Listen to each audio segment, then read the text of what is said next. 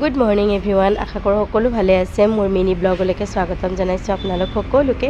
আৰু গা পা ধুই ৰেডি স্কুল যাবলৈকে হৈছিলোঁ, কিন্তু নহ'ল। স্কুল যোৱা কেঞ্চেল কৰি হঠাৎ এক জেগালৈ যাব ওলাইছোঁ।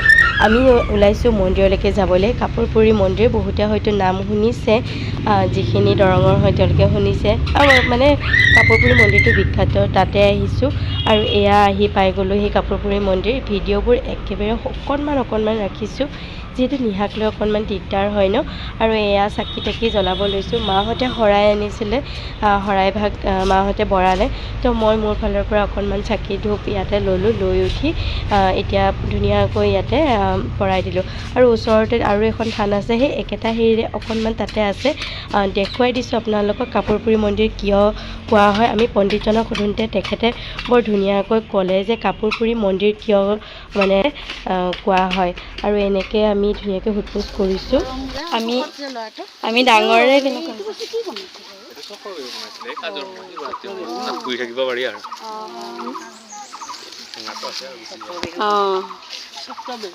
শিৱৰাত্ৰিত বনাইছে। হ'ল নামটো কিবা কি মাহাত্ম্য আছে বাৰু?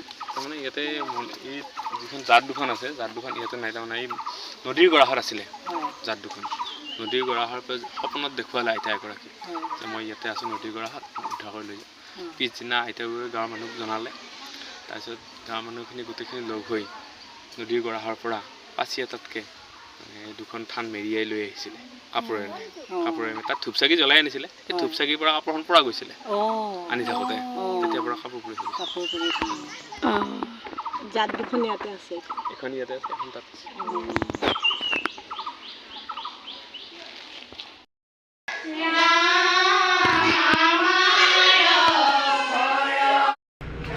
আৰু এয়া নাম চাম গাই উঠি আমি ঘৰৰ অভিমুখে হওঁতে আমি জুহালত এয়া খানা খাবলৈ সোমালোঁ।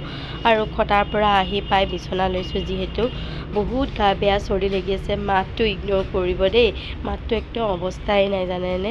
তথাপিও মন্দিৰ বুলি ক'লে আৰু কাৰণত যাবলৈ মন নাযায় নহয় জানো। তো আজিৰ ব্লগটো ইমানতে সামৰিছোঁ।